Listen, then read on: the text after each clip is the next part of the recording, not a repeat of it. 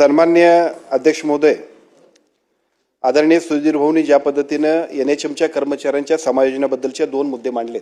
तिसरा आपण महत्त्वाचा मुद्दा मांडला की एनएचएमच्या कर्मचाऱ्यांचं समायोजन की ज्याच्यामध्ये अनेक वर्षे हे लोक आंदोलन करतायत, सातत्यानं त्यांची मागणी आहे.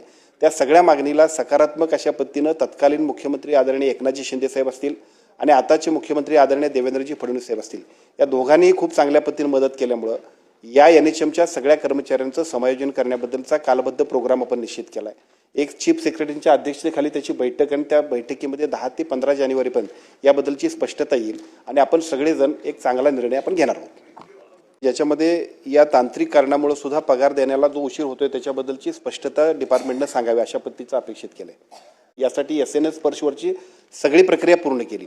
आता इथून पुढं अगदी महिन्यालाच पगार होईल यासाठीची जबाबदारी घेऊन आम्ही आणि आमचं डिपार्टमेंटचे सगळे लोक काम करतात.